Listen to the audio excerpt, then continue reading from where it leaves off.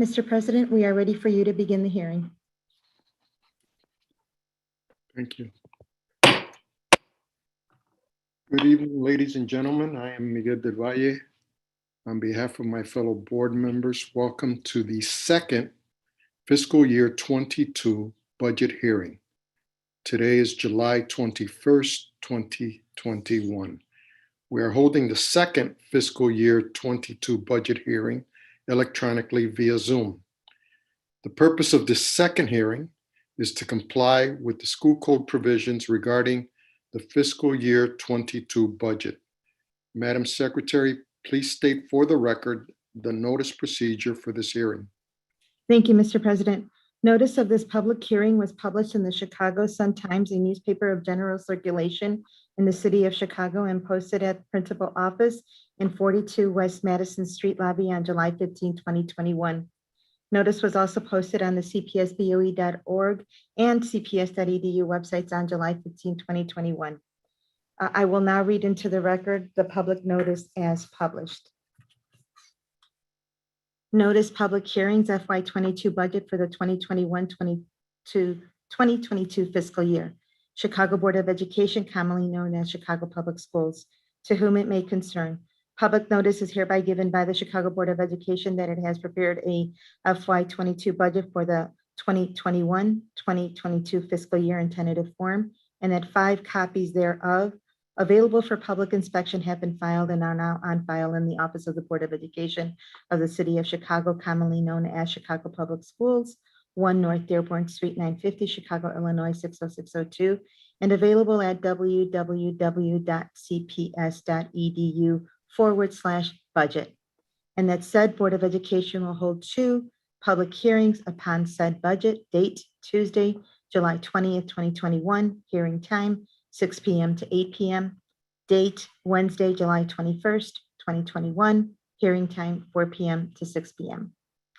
Pursuant to the gubernatorial disaster proclamation dated June 25th, 2021, and to protect the public's health in response to the COVID-19 pandemic, the public will have access to the meeting via the live stream at cpsboe.org, and public participation will be held via an electronic platform.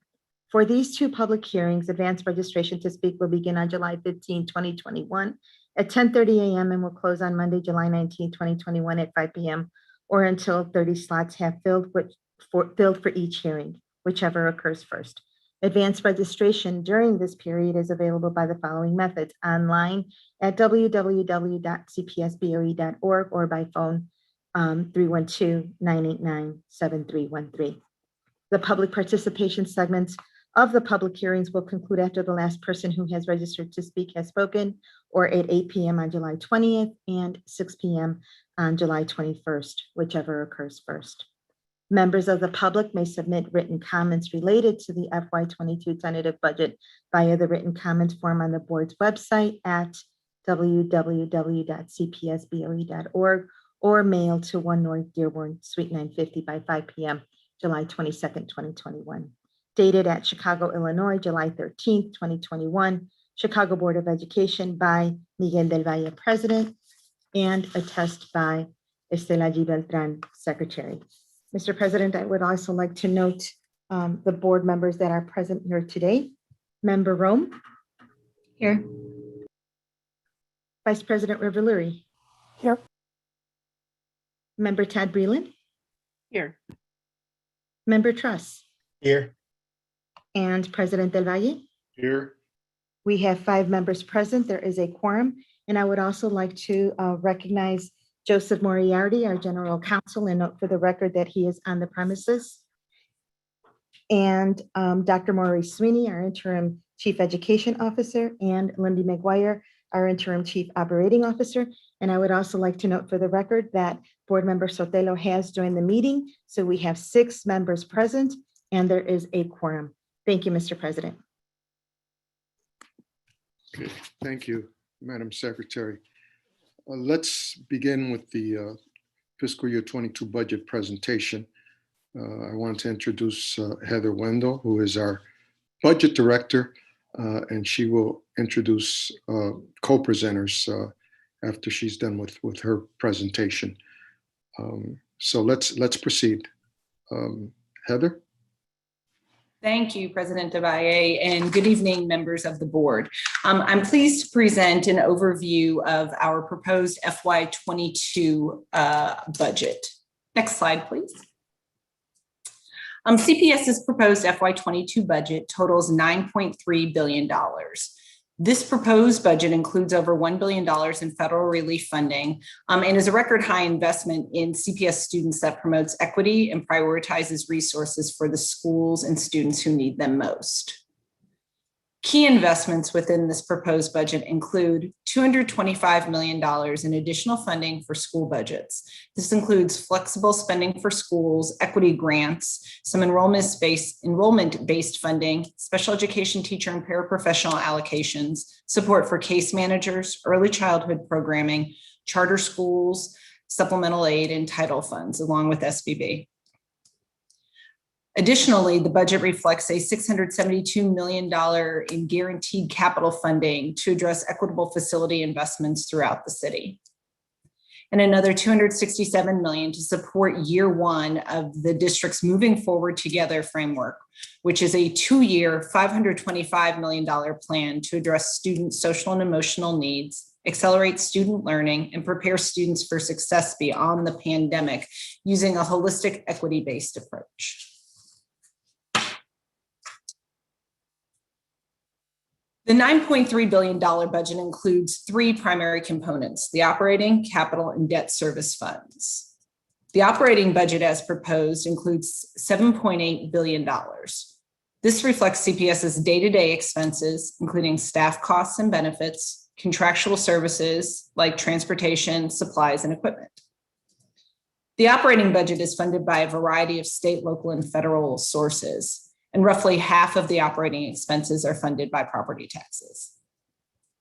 The second component of the budget is the capital budget at $707 million. This provides funding for building repairs, technology investments, and other long-term investments in our district's infrastructure. The capital budget is funded primarily through the issuance of long-term bonds.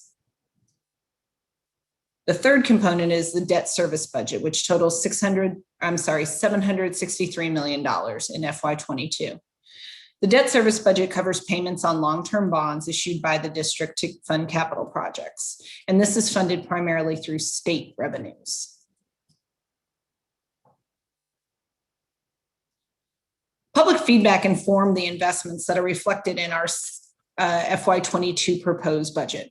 For the second straight year, the district engaged in citywide public forums to solicit feedback on our approach to school funding. Feedback from the public included the following that informs some of the major investments reflected in CPS's FY22 proposed budget. Increase equity in school funding. A 50% increase to the school equity grants, which now total $66 million, and the use of the district's opportunity index to identify schools most in need of additional funding are included here in direct response to feedback around the need to continually increase equity in our approach to school resourcing. Second piece of community feedback was around accounting for the impact of COVID-19 on school enrollments. We heard this from all facets of the city throughout our stakeholder engagement process. And in response, the FY22 budget includes a $32 million investment in new funding to help mitigate the impact of COVID-19 on enrollment-based allocations to support stability in operating and programmatic elements for schools as we return to school in fall. The third element is the idea that we need to continue to support principals and LSCs and school communities to make best use of their dollars. The feedback included the notion of ensuring that we continuously support school leaders with training, resources, and other information that allow them to make best choices and strategic use of all of the dollars allocated. We've increased our support in these areas as well, partnering with the Office of LSC Relations and working directly with principals and network chiefs. The FY22 budget includes a record $4.4 billion in direct school funding. We increased the school funding in the FY22 budget by $225 million in FY22 compared to the prior years. New investments in school budgets include $85 million in flexible funding to begin to address needs caused by the pandemic. This is part of our overall historical investment of $525 million, as mentioned earlier, the Moving Forward Together framework. $66 million, which is an increase of $22 million from FY21 in our equity grants to support high needs schools and ensure all students are able to access a high quality education. A $30 million investment in additional special education funding to advance equity and meet student needs. $32 million is the investment to mitigate the impact of COVID-19 on enrollment-based allocations, as mentioned prior, as it relates to stakeholder engagement. $16 million to expand access to free full-day pre-K programming, and a $17 million investment to add additional positions under nursing, social worker, and case manager to bring our staffing levels to an all-time high within the district.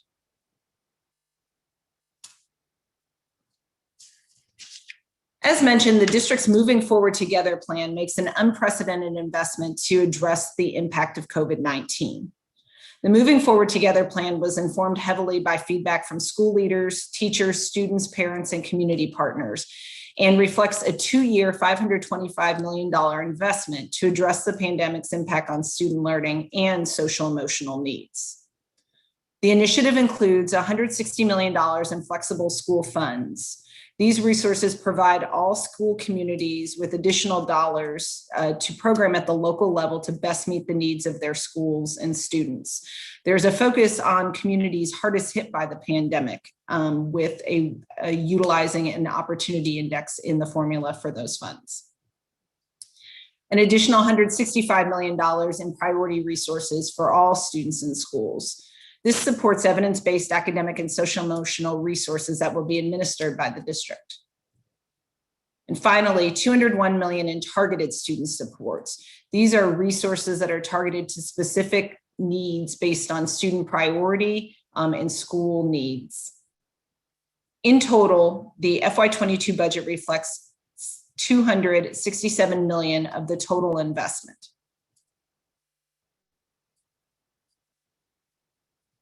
Federal funding provides vital resources to address student needs. And in addition to supporting the Moving Forward Together framework, there are other investments of ESSER 2 and 3 that are reflected in our FY22 budget. Like all districts throughout the country, COVID-19 impacted student learning and social emotional needs, which really drives the need for new investments in this environment with limited revenue growth. To meet the student needs and align to the outcomes of the ESSER 2 and ESSER 3, the FY22 budget includes $1.06 billion of federal resources aligned to 3 ESSER priority areas. 1, emerging stronger post-pandemic with a focus on a safe return to in-person instruction in fall. Point 2, maintaining the continuity of services, including maintaining staffing and adding additional resources in schools. And 3, a continued focus on resource equity, addressing the disproportionate impact of COVID-19 on communities of color and communities experiencing poverty. The $1.06 billion of ESSER funding in the FY22 budget is invested as follows.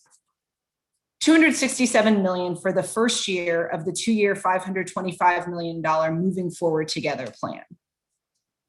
$132 million investment to support student re-engagement and school reopening costs for the fall, covering one-time costs related to technology, PPE, cleaning and maintenance, vaccination efforts, and other transition costs. There's $100 million allocated ESSER 3 dollars for capital improvements related to air quality projects. $288 million for school-based programmatic investments. This includes the increases in the equity grants, additional funding for special education, continued support for the early childhood expansion, and new academic programs. There's $178 million for school-based instructional positions and a $95 million commitment for the proportionate share of ESSER funding to support charter and contract schools.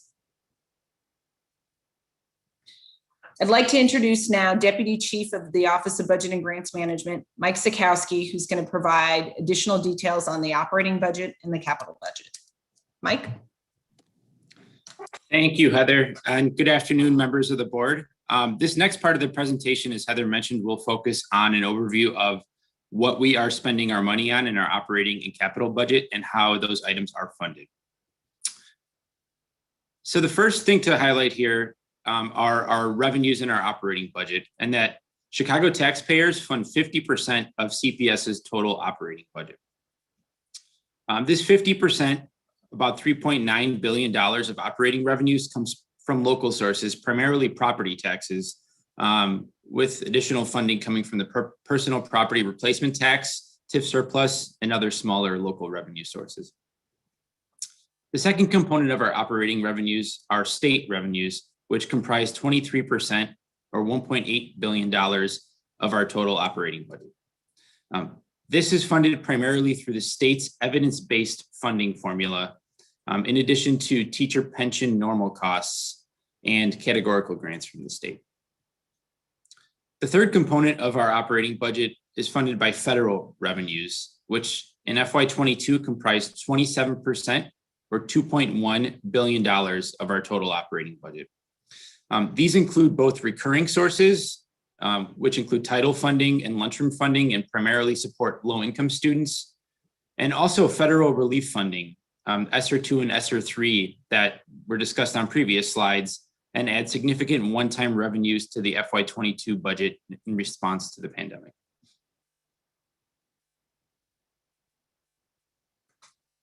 Now let's look at what CPS spends its money on in the FY22 budget. So salaries and benefits comprise 77% of total operating budget expenses. This includes the teacher salaries, salaries for support personnel, benefits, pension costs, and also charter tuition, which primarily funds salaries and benefits at charter schools within the 77%. The remaining 23% of our budget is used to pay non-personnel expenses, including commodities such as food and utilities, instructional supplies, equipment and software, student transportation and building repair, and contractual services such as facilities management and safe passage.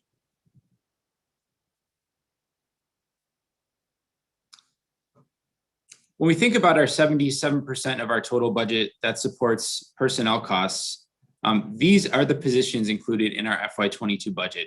I want to highlight here that the FY22 budget includes over 41,000 full-time employees, over 96% of which directly support schools. Those employees supporting schools include teachers, school support staff, and school administrators, which make up 81% of CPS employees, while another 15% provides citywide support to schools. These citywide employees are managed centrally, but are providing services to our school buildings on a daily basis.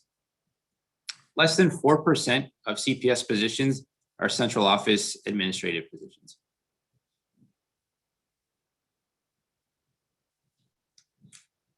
Lastly, I want to highlight a large portion of our operating budget around teacher pensions, and the fact that teacher pension liabilities remain a source of funding inequity between CPS and other districts throughout the state of Illinois. Despite actions in recent years to improve funding for teacher pensions, I referenced on a prior slide that the state is now providing funding for the normal cost of teacher pensions, or the cost that we incur each year in terms of new pension costs. CPS remains the only district in the state required to fund its own teacher pensions and cover the liability that exists in our pension fund. The portion the state covers includes $277 million, only $277 million of the district's required $945 million pension payment in FY22. What this means is that CPS is responsible for covering the remaining $668 million that's funded by Chicago taxpayers with dollars that could be otherwise invested in classrooms. Again, CPS is the only district in the state that incurs this cost on behalf of its teacher pensions. Next, we'll take a look at the capital budget. As Heather mentioned previously, CPS's capital budget provides $672 million of guaranteed funding in equitable capital investments to ensure schools are ready to welcome students back full-time in the fall and support 21st century learning environments. These investments include $100 million in federal funding to support significant capital mechanical renovations to address air quality at 17 campuses. And this is in addition to the vast amount of air quality work that we're doing throughout our campuses throughout the city. Another $328 million in funding is for critical maintenance and interior improvements, including roof and envelope repairs, modular refurbishments, and other building improvements. $20.5 million is in the FY22 capital budget to increase ADA accessibility at 33 schools. And this represents part of CPS's 5-year, $100 million commitment to improve accessibility at all of our schools. $80 million of FY22 funding is allocated to complete the remaining pre-K expansions and conversions for the 21-22 and 22-23 school years. $30.5 million in building modernization to ensure all schools are able to support 21st century learning environments. Another $37.6 million is allocated to design and build new playgrounds, play lots, and schoolyards at over 30 schools across the city. And finally, $48.4 million is allocated to upgrade school network infrastructure to address equitable connectivity, replace aging technology, and provide new security equipment to our schools.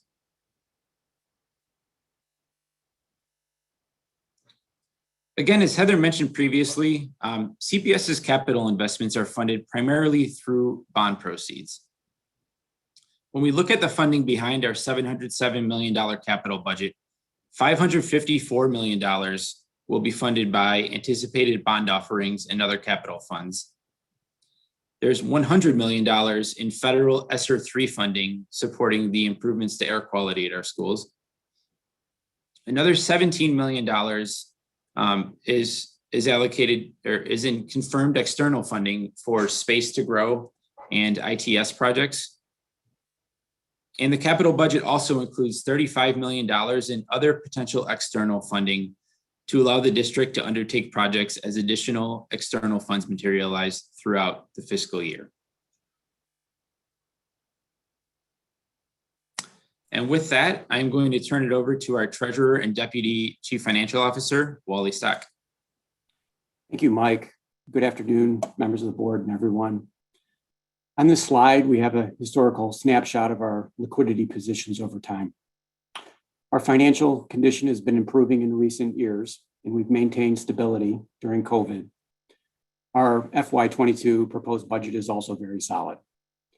That said, there's still more improvement that CPS desires and needs to achieve on the financial front. This is not going to be something that we complete in a single year. It's a work in progress that will happen over time, a little each year, if you will. One financial consideration in particular that we need to improve upon is our operating fund balance at year end. We currently have an operating fund balance that is approximately 7.5% of our annual expenses, and we have been increasing this balance slowly each year. However, our goal is to take this up to 15%, and we are really only halfway there. What this will achieve is greater financial stability and less reliance on short-term borrowing within each fiscal year that is depicted on this slide.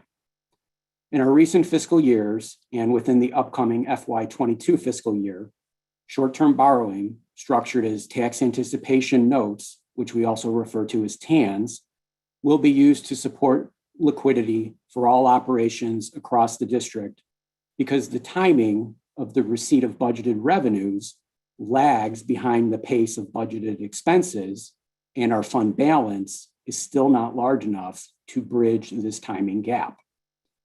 Specifically, what this chart shows is a ground zero cash position in green for the last 5 years versus the actual liquidity position in orange, ranging from highs of $600 million to lows of negative $1.5 billion. Whenever the liquidity position is less than zero, we use TANs, depicted by the blue line, to bridge that gap. For FY21, our maximum TANs outstanding was $950 million, and we ended fiscal year with $244 million of TANs outstanding. And this was an improvement over FY 20 when we had $500 million in TANs outstanding at year end. But in FY 22, as I indicated, TANs will still be required. Our budget contemplates $12 million in interest expense for their use again, despite the receipt of additional federal stimulus revenues.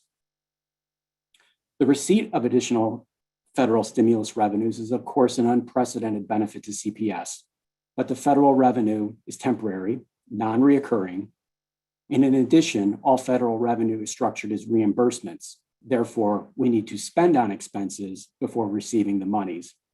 And so this will be another financial issue in the expense versus revenue timing that we need to manage from a liquidity standpoint, and it will require the use of TANs to bridge that gap because that fund balance still is less than optimal. Moving to the next page. Another major aspect of the FY 22 budget that we want to touch upon that you've heard on is long-term debt outstanding. CPS uses debt in the form of municipal bonds to fund capital improvement projects. A majority of the funding for capital improvements comes from the sale of bonds. Currently, CPS has $8.4 billion of long-term bonded debt outstanding being repaid out to the year 2046. This chart illustrates the repayment. The colors represent the types of revenue pledged. The largest source of pledged revenue towards the debt repayment is general state aid, shown in green. Above the green is blue, and that is personal property replacement tax revenues. Those two sources of revenue together come to the total shown by the black line. That black line in turn represents monies that could flow to the operating account had they not been needed for debt service. Said another way, while CPS long-term debt funds capital plans and building improvements throughout the district, the debt is primarily repaid by operating revenues, and a balance exists between funding classroom bricks and mortar versus funding for classroom instructional needs. Overall, the FY 22 budget includes appropriations of $763 million for debt service payments on this long-term debt. $519 million of the $763 million, or 68%, is paid by state aid and personal property replacement tax revenues, which could be considered operating revenues had they not been budgeted for debt service. That ends my part of the presentation, and I'd like to turn the discussion over to Miroslava Mija-Krug, our CPS financial officer.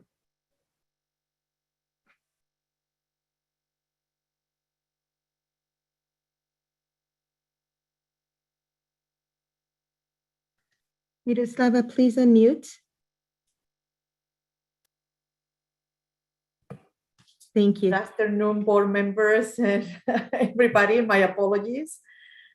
In summary, across the 3 rounds of federal ESSER relief funding, CPS will receive $2.8 billion in short-term stabilization dollars over 5 years that will allow CPS to, 1, meet new needs of students and schools resulting from the pandemic, and 2, fulfill existing commitments to district priorities and contractual obligations, and continue to invest in areas that have driven student growth. Despite federal relief, CPS remains greatly underfunded. CPS state revenues provide only 66% of what the district needs to be adequately funded, a funding gap that translates to $2 billion per year. I want to highlight that federal ESSER funds are a one-time resource that can be critically used to support student needs over the next 3 years. But the challenges identified necessitate structural revenue funding. CPS will continue to advocate for meaningful long-term revenue solutions. President Del Valle, this is the end of the presentation. I will turn it over to you now. Thank you, Miroslava. And I want to thank Walter and Mike for their presentations, and of course, Heather, our budget director. it was an excellent presentation, very clear. And I appreciate you making sure that the key points are highlighted in a way that the public can absorb exactly what it is that we're talking about when it comes to the FY22 budget. So I really appreciate all the work that has gone into this. And then thank Heather, Mike, Walter, and Miroslava. What we'll do is, rather than opening it up for questions at this point from board members, I'd like to just proceed to the public comment segment. And then after the public comment segment, we'll open it up for questions and comments from board members. Madam Secretary, please share the rules for public comment. Thank you, Mr. President. For the record, I would like to note that registration for the public hearing began on Thursday, July 15, 2021 at 10:30 a.m. and closed on Monday, July 19, 2021 at 5 p.m. or until all 30 slots filled or whichever occurred first. Individuals who registered to speak will have 2 minutes to comment. Members of the public may submit written comments related to the FY22 tentative budget via the written comments form on the board's website at www.cpsboe.org or mail to 1 North Dearborn Suite 950 by 5 p.m. Thursday, July 22nd, 2021. This hearing will conclude after the last person who has registered to speak has spoken or at 6 p.m., whichever occurs first. When called, please state your name for the record. And Mr. President, I will proceed by calling the first speaker. Our first speaker is Ambria Taylor, followed by speaker number 2, Mike Smith. Speaker number 1, please unmute. *6.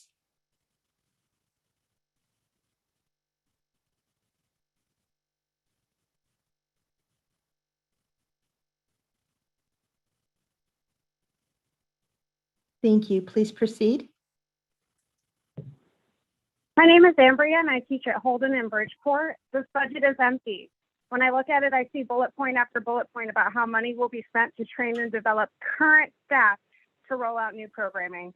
For 2 years, I've been hearing all these promises about new people getting hired, nurses, counselors, all kinds of stuff.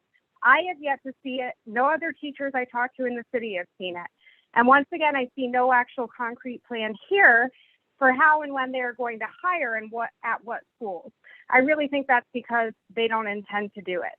There's no way anything new is happening without more people to do it, and that really scares me. There is one counselor in my building. The counselor in my building runs sex ed, develops social emotional curriculums for teachers, helps students choose and apply for high schools, collects student data school-wide, counsels. You get the point. She has a few full-time jobs already. I worry about what is getting added to her plate with this plan. Our 2 clerks' plates, our 1 security guard, who will apparently be doing home visits under this plan. CPS claims they got lots of feedback on this budget, but it's a fact that many CPS families have no idea what's going on, and they don't even know there won't be remote learning anymore, yet the applications for the virtual academy are due in 2 days. How on earth is CPS claiming they did all this outreach and got feedback on this plan when families don't even know the basics of what's coming in the fall? And once again, all I can think about is, how are we going to deal with this without extra hands on deck? What am I going to do if half my students don't come to school? Yesterday, the board said $2 billion is replacement funds to pay back debt, so we shouldn't expect much extra. That is not how relief money is supposed to be spent. Hire more people, and if you don't have the money for them in 3 years, at least we were fully staffed for 3 years, which you should already have room for anyway in the other $7 billion in your budget for the year. People shouldn't have to come here and beg you to actually spend the money you have. This money is a huge opportunity and it's about to be wasted. Our next speaker, please, is speaker number 2, Mike Smith, followed by speaker number 3, Madeline Green. Please unmute speaker number 2. Hello, can you hear me? Yes, please Can you hear me? proceed. Yes, please My name is proceed. Mark Smith. I'm from Inglewood, and the annual budget is the district's main statement of its priorities. CPS has an unprecedented $2 billion in federal money to recover from the pandemic. Now is the time not only to make funding transparent, but to lay out a plan that addresses the needs of our community to recover from the pandemic and not simply return us to normal. Normal is not a standard I set for my students, and it should not be a goal of a board whose intent is to improve the quality of education. Yet this board clearly says CPS won't do what's needed. The district won't hire key workers, make key improvements to buildings, and demonstrate its commitment to making schools better than they were before the pandemic. It's clear that the board is simply managing a broken system and lacks the vision to make meaningful structural change. This is sad and unfortunate that this stance the board has taken only exacerbates the harm the pandemic has done in light of an opportunity to address all the inequities that have persisted over the past years. It's fair to say that as a board, you inherited the issues that our community faces, yet your lackluster approach only illustrates your willingness to accept an unjust and oppressive system and have become complacent in your success at the expense of my students. We deserve better. I had a student that was shot 6 times over the school year, a sophomore, no more than 15 years old, doesn't even have a driver's license. Maybe we can stop the flow of guns, but we have the means to support our community. We can have a nurse, counselor, and librarian in every school for a mere $70 million to help support those students who deal with trauma and other health concerns. But CPS is not doing that. You choose to spend $17 million, which is only a fraction of what is needed. The board is choosing to ignore our students. There are concrete ways to improve the lives of our students and families, and it starts with all of us. You have 30 We seconds. need to work together in this moment to provide not simply a way to recover from the pandemic, but transform education and find ways of sustaining our investment. You have the power to make these changes. You have the ability to work with all stakeholders to get new ideas. A failure to do so only solidifies your legacy of acceptance of an inequitable, oppressive system and labels you as nothing more than assimilationist Uncle Toms who don't care about the people whose necks you kneel on. We can move forward together if you allow the people to move with you. Thank you for your time. Thank you for your comments. Our next speaker, Mr. President, is speaker number 3, Madeline Green, followed by speaker number 4, Stuart Abram. Please unmute. Thank you. Please proceed. My name is Madeline Green, and I'm a teacher at Tarkington on the southwest side of Chicago. For much of 2020, our school zip code 60629 saw the highest COVID rates in the state of Illinois. Our school is home to 80% Latinx and 20% Black students. Though we serve 1,000 students, we do not have a full-time nurse, social worker, or librarian. Did you know that there is only one school librarian on the entire west side of the city? If the budget is a statement of our values and vision for our future, this board's budget shows you do not believe in an equitable future for Black and Brown students in Chicago. Full stop. This spring, just 25% of students attended in-person classes, yet this fall, you are expecting 100% in-person attendance 5 days a week. This cannot happen by magic. There needs to be trust rebuilt, and your budget provides nothing to rebuild students and families' trust in CPS. What will happen when a student has COVID symptoms at school, but there isn't a nurse? What about when a student is struggling with the loss of a loved one and their social worker has over 1,000 students on their caseload? Less than 1% of CPS's budget, or $70 million, could provide a social worker, nurse, and librarian for every school in CPS. In yesterday's hearing, we heard you, the board, give excuses for why we cannot use President Biden's $2 billion ESSER funding to solve long-term structural inequities across CPS. This is wrong. The structural inequities compounded into pure crisis by the pandemic are exactly what these funds are for. We know that decades of disinvestment, closing 50 schools in Black and Brown communities, shutting down half the city's mental health clinics, will take structural systemic action to solve. But you, the Board of Education, appointed by the mayor, no less, You have have 30 the seconds. power and responsibility to move the needle. Are you lobbying in Springfield? Are you using your access to research institutions to assess and target funding gaps? The CPS board must continue to advocate for revenue at every level of government. When will you stop passing the buck and take ownership of the schools our students deserve? If not now, in the midst of a global pandemic, when? Thank you for your comments. Speaker number 3 will proceed, Mr. President, with speaker number 4, Stuart Abram, followed by speaker number 5, Russell Dahlman. Please unmute speaker number 4. *6.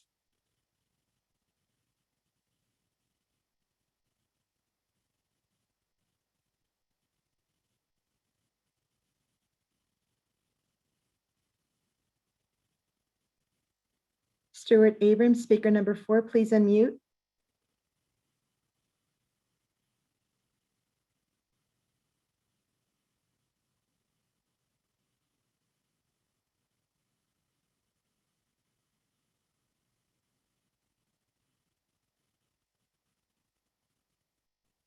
We'll continue. Can you hear me? Here he goes. Thank you. I can hear you. Please proceed. Hello again. My name is Stuart Abram, and I'm lucky to work in one of the few well-resourced CPS schools in the Near West Side, Whitney Young. I'm commenting again today because I must stress, budgets are moral documents, and hearing the board's inadequate defense of how they would misuse the recovery funds yesterday was incredibly disappointing. The roughly $2 billion in recovery funds is a 20% increase in funding over your $9 billion yearly budget. Yet you tell us you're unable to fund staffing increases? This money was for recovery, not debt obligations. You have a responsibility to our students. Do not just be a rubber stamp for the mayor. Like the unelected president mentioned yesterday, addressing ventilation repairs is expensive. Ignoring small problems allows them to become larger, more expensive problems, which is why the board should listen to parents and teachers. It is not moving forward together. When 17 of 300 schools get needed ventilation repairs in a pandemic, less than 6% is a failure, Mr. President. Like I mentioned yesterday, it's your choice not to fund a nurse, social worker, counselor, and librarian at every school 5 days per week for a mere 3% of these recovery funds. This could be an ongoing program funded for years just from the recovery fund. You are making the choice to allocate $17 million, not the $76 million that our children are worth. Why are you denying our children recovery when you have the funds? Budgets are moral documents. The 3-year staffing increase is well within your capability, and if you had any heart, you feel an obligation to families to help them recover during a pandemic. Let principals use recovery funds to hire new staff. How are you against that? Again, you are making the choice to allocate $85 million, not the $300 million needed to guarantee housing for all of our children. Even at my school, one of the best in the city, we have housing insecure students. Prioritizing debt over stable living conditions for our children is a choice that affects all of us. Lastly, what happened to the other $1.3 billion not include the plan you shared? To move forward together, we must make funding transparent. The proposal you makes many funding decisions that are against the wishes of the family of Chicago. You can still make a choice Thank to you, do Speaker better. number 4. Equity Thank is you for your not just a comments. Our buzzword, next remember. speaker, But Speaker number 5, Russell Delman, followed by Speaker number 6, Katie Schaefer.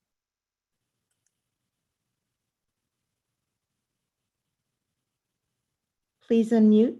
Speaker number 5, *6. Thank you. Please proceed. Hi, my name is Russell Dahlman. I'm a substitute teacher for CPS, and I have the pleasure of working at Graham Elementary this year in Canaryville. Over half of our students at Graham come from Hispanic families, and nearly a quarter of our student population are English language learners.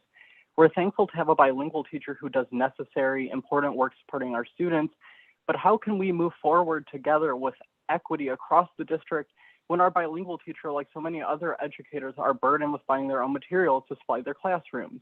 When schools reopen in fall, there is going to be a lot of work to do. We as educators aren't kidding ourselves, but we cannot do it alone. We're going to have to get students to re-engage with reading and learning in person with books, physical books, after a year and a half of online learning. How do we do that when our school doesn't even have a librarian? There are 400 schools across the district that do not have full-time librarians, and that's not right. We heard so much from the board about the CPS and Biden administration goals during last night's hearings to continue service and stabilize our communities. We can't just continue service like normal because, like my comrades have said, normal was never good enough. With the unprecedented amount of federal funding you are receiving this year, now is precisely the time to fully staff our schools, yet this budget won't do that. We need librarians, we need social workers, we need guidance counselors, we need nurses. Not just in a few schools on the north side, but in every neighborhood, especially the Black and brown neighborhoods on the south and west sides that have been systemically targeted and starved of resources for decades. If a budget is a moral document, then I'm asking you to make a moral commitment in our young people by investing in them. We don't need an unelected rubber stamp for the mayor. We need you to have courage and use this funding to make real change for the communities you are supposed to serve. Thank you. Thank you. Speaker number 5 will proceed, Mr. President, with Speaker number 6, Katie Schaefer, followed by Speaker number 7, Sarah Howland. Hello. Hi, my name's Katie. I'm a parent of a kindergartner at Scammon Elementary. I am very concerned about the safety of the campus at Scammon Elementary. The modular units are deteriorating, waterlogged, and moldy. The blacktop is cracking, uneven, and sinking in places. There is no playground at the school, so children currently run and play on the broken blacktop. I am worried that my child is going to be injured while playing at the school during recess, and this is a liability for Chicago Public Schools. I want my child and all the children at Scammon to have a safe, warm, and dry place to learn. It is shameful that they don't currently have these basic needs met. I am surprised that CPS has allowed the campus to fall into such disrepair. Families and staff at Scammon have been asking CPS to invest in the Scammon campus for decades. This investment in Scammon is an equity issue. This school serves 92% low-income students and 88% Latino students. Scammon is the only CPS elementary school in the area that doesn't have a playground. If the parents, school staff, and community members are the people responsible for speaking up when something is unsafe at a neighborhood school, why has it taken this long to get CPS administration to pay attention to Scammon Elementary School? Scammon is a strong academic program, but the campus does not reflect that. The neglect of the campus is harming Scammon students, teachers, and staff. I want the teachers who work at Scammon. I want the teachers who work at Scammon and make the school what it is, have a safe, warm, and dry place to teach. I am worried that if they don't, they will leave Scammon Elementary for a school that has been invested in by the district. I am grateful that Chicago Public Schools has included a playground for Scammon in its FY22 capital plan, but the safety concerns are more urgent than the lack of a playground.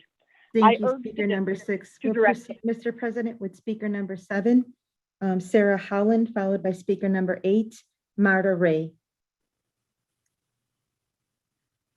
Please proceed. Hello, my name is Sarah Howland, and I'm here to speak on behalf of a group of parents and neighbors of Scammon Elementary. Our group, Scammon Campus Improvement Project, has already collected over 330 signatures from residents in the Scammon attendance area on a petition asking CPS to build a fully funded, age-appropriate playground, a new blacktop, and permanent structures to replace the dilapidated modular classrooms where the school currently holds pre-K and music classes. Our petition follows years of organizing by Scammon parents and teachers, going back to at least 2013 when Scammon took some of the boundary from Berry Elementary, and students used to have a playground but came to Scammon and had none. Despite these parents' efforts, CPS has neglected Scammon. Scammon students spend their recess on a crumbling blacktop with no slides, no swings, but plenty of gaping holes that create a liability for the district. The modular classrooms are 20 years old. According to a pre-K teacher, the heat is incredibly inconsistent. The exterior doors don't close. The door locks don't work. The air conditioning and the internet don't work. There are cracked floor tiles, and the water quality and pressure in the bathroom is poor. It is the opposite of CPS's safe, warm, and dry standard. The district's neglect of Scammon is deeply inequitable. 93% of Scammon students are low income and 88% are Latino. So while I'm grateful that CPS included Scammon in the list of schools that will receive some money for playgrounds in FY22, the district has jumped to step 3 before doing step 1, replacing the modulars, and step 2, replacing the blacktop. Further, it should not take pressure from higher income parents to convince CPS to maintain this campus where 585 students learn and play every school day. I urge the district to fully fund Scammon's playground. Furthermore, I ask that the district move immediately to give Scammon students a place to learn that is safe, warm, and dry. Thank you. Thank you for your comments, Speaker number 7. Mr. President, we'll continue again with Speaker number 8, Marta Ray, followed by Speaker number 10, Angel Alvarez. Please unmute Speaker number 8. Thank you. Please proceed. Hello. My name is Marta Ray, and I am a parent of second grader at Scammon Elementary. Based on my research, Scammon has not been getting the same resources that the surrounding schools have gotten over the years. It is the only school in the area with no playground. I am aware that an unknown amount of money was allocated for a playground purpose, but I want to shed some light on other campus issues that are of a serious safety concern and are related to the playground project, but are not on the FY22 2022 CPS budget. The campus is lacking a safe, warm, and dry environment for our children. They are deprived of safe pathway to and from class. Modular units that hold preschool children are literally falling apart.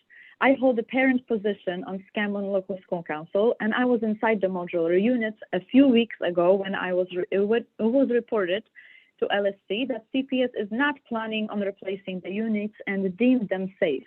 I strongly disagree with this recommendation. My 2-year-old is supposed to go to preschool at Scammon next year, and I sure would not like him inside the smelly, moldy, leaking interior.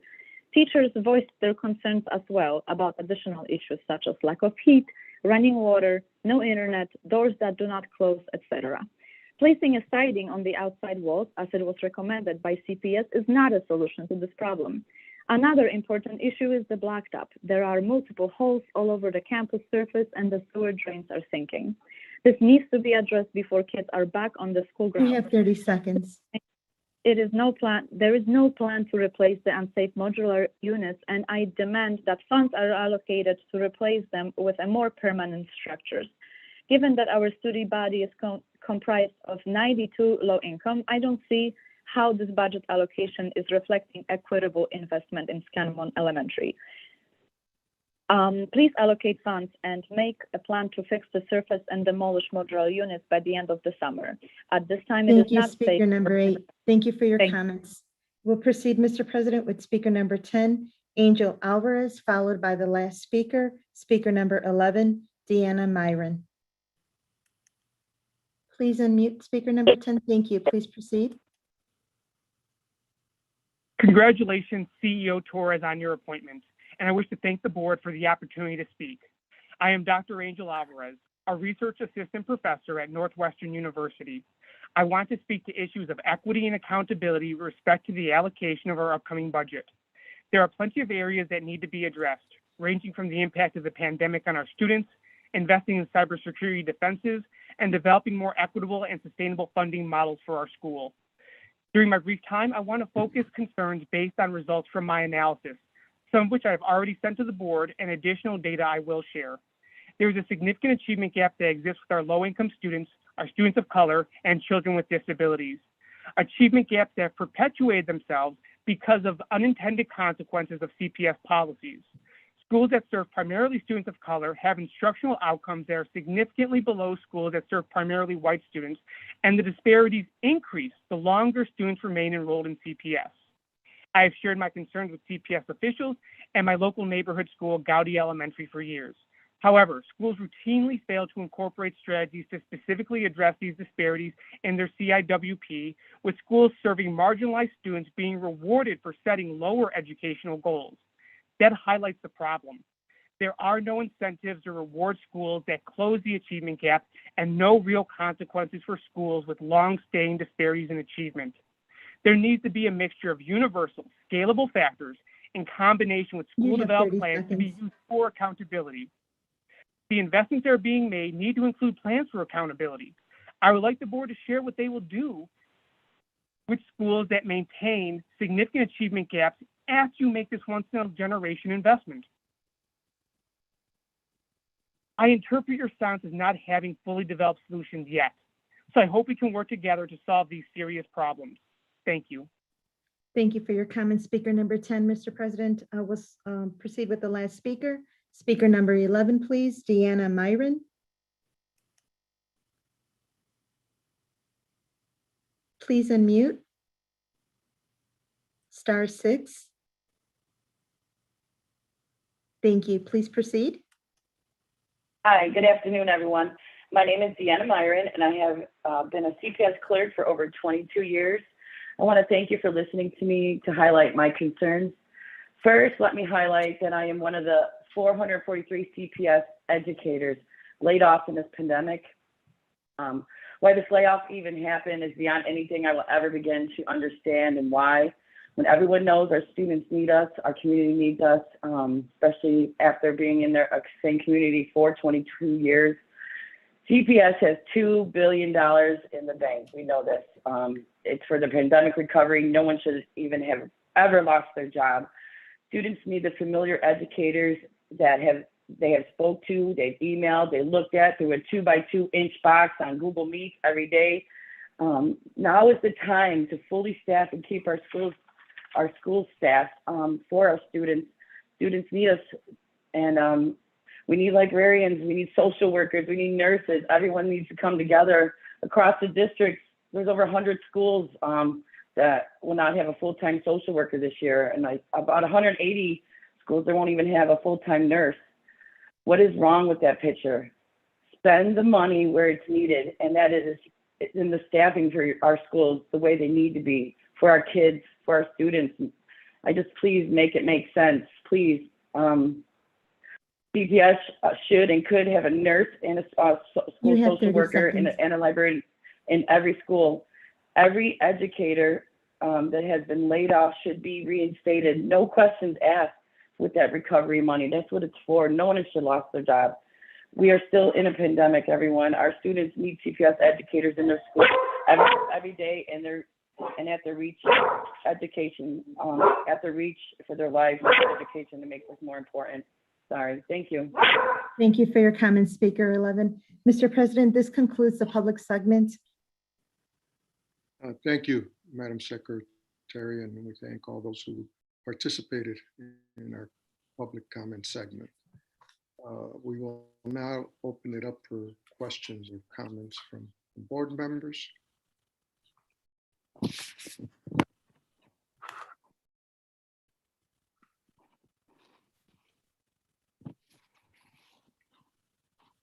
I'd like to again touch on the issue of the CPS debt, which is due primarily to capital spending over the years. It's an accumulation that is now at over $8 billion. When you borrow money, you have to pay to borrow that money, which is what debt service is all about. It's in our budget because we're obligated to cover that. But I want to again make it clear, because I hear individuals from time to time saying that we're prioritizing paying off debt over providing resources for operations. We are not, and that has been said as people talk about the federal funding that we're getting, the one-time federal funding that we're getting over a period of that we will spend over a period of 3 or 4 years, and money that comes to us essentially after it's spent. We're being reimbursed for expenses. So unlike one individual said, we don't have $2 billion federal dollars sitting in the bank. Those dollars do not come to us, and they come to us gradually as we submit for reimbursement for the costs of services. But going back to the debt, there are no federal recovery dollars being used to pay off debt. That is clear, but I think we need to repeat that. Miroslavla, could you just explain that again?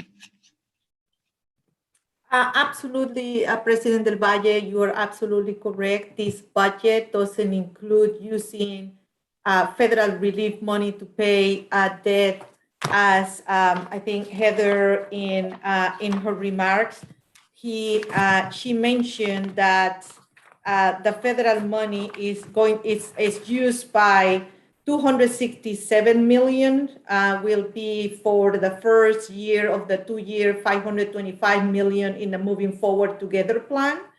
132 million is being used to support student re-engagement and school opening costs in the fall.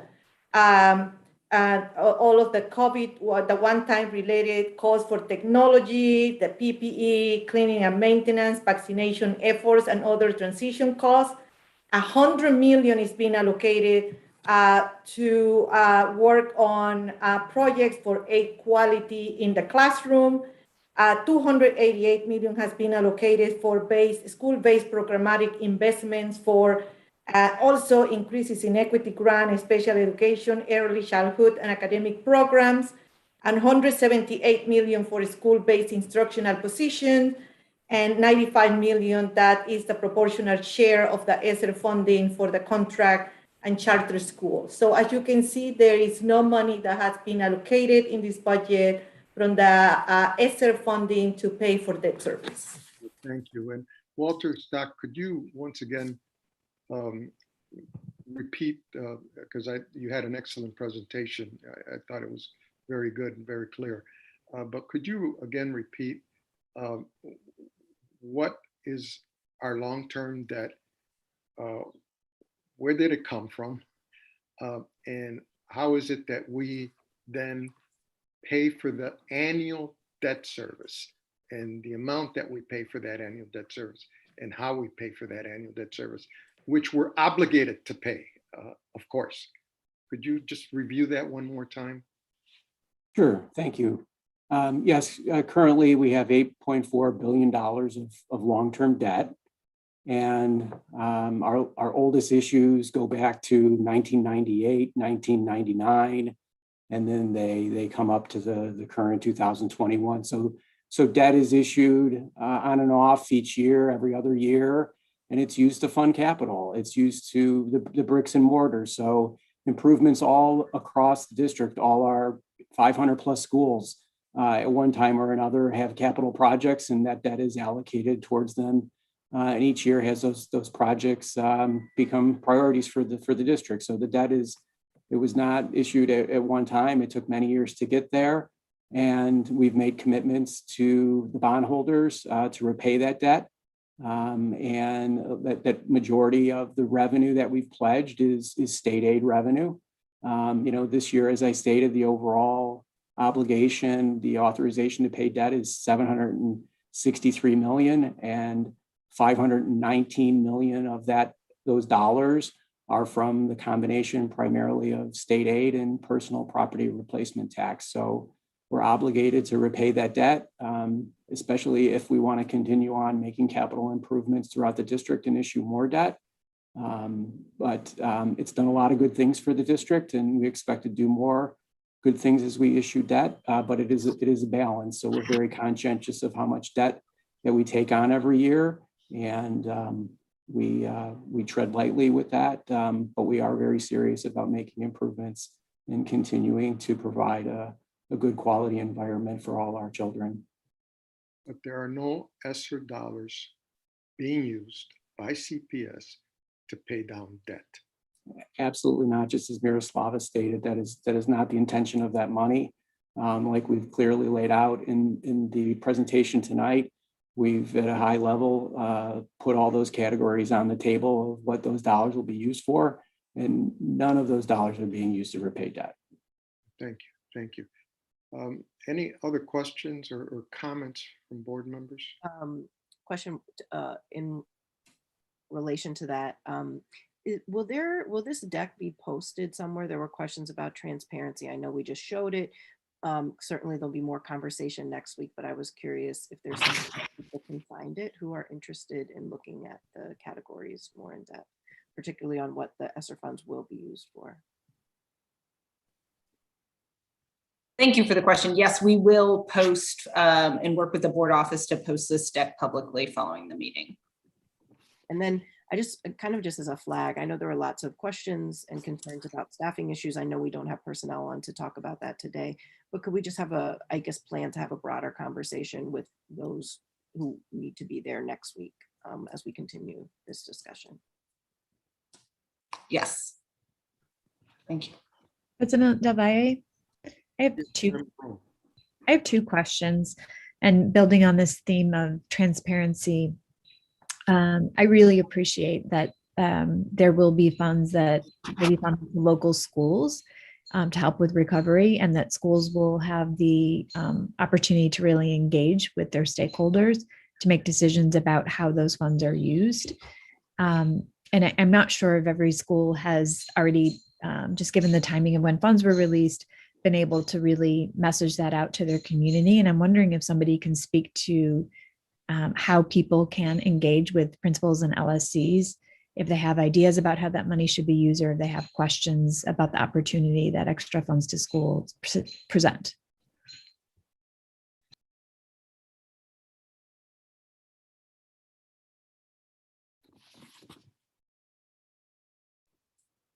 I certainly can speak for the component that I'm aware of and have been involved with. And you're right in that we provided messaging to the schools around the allocation of these funds in spring. So the school-based allocations that they were going to be receiving, they were made aware of those in April. And so I know some principals and school communities began discussion around local level needs at that point in time.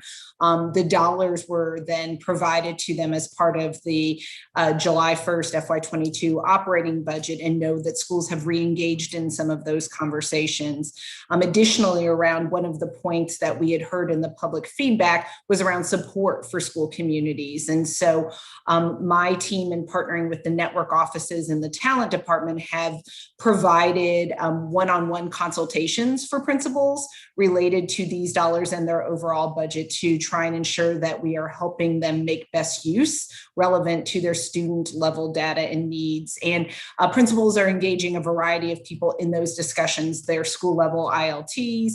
I know that they have engaged, some of the meetings may include LSC members. And so we're definitely starting to circle back on some of those support models as well. And then I don't know if there are others on the line that can speak to some of the broader question around just if folks want to get generally engaged, where that point of entry would be at the schools. Certainly the LSC is one, and in that local level leadership, but know that we have started from Central and from my office in the networks, really trying to partner with those school communities, those school leaders, and really provide some support around making best use of the funds. Thank you. My second question was about capital funds, and I know we're currently in a series of capital hearings, and we'll be talking about it at the board meeting as well next week. But we did hear over the last 2 evenings lots of comments about modular, and so not expecting addressing one particular school need over another, but I'm wondering if someone can talk high level about how those decisions are made so people can understand. Certainly happy. Thank you for the question, Board Member Roman, and good afternoon, everyone. Happy to answer the question. It was referenced that there was not a plan to address these modulars, and quite to the opposite. Embedded in the proposed FY22 capital plan is a modular replacement program. And so what we're proposing is a multi-year program beginning with FY22 in the tune of $20 million to either restore, replace, or remove those modulars throughout the district that are beyond their useful life. And so what we will do, if the program is approved next week, we will work with the Office of Portfolio, the Office of Network Supports, and the local school communities to address the needs district-wide of these modulars that are beyond their useful life. Thank you. Are there any other questions or comments from board members?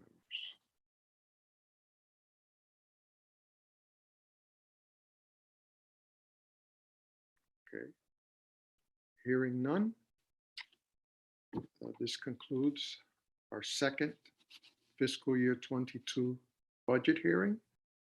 Thank you all for participating. Again, we appreciate the public comments, and also, as always, appreciate the time that board members put into these hearings that are in addition to our monthly board meetings and many other meetings that take place throughout the month. So thank you for your time, and staff, thank you for the presentations, and once again, thank you all. The meeting is adjourned.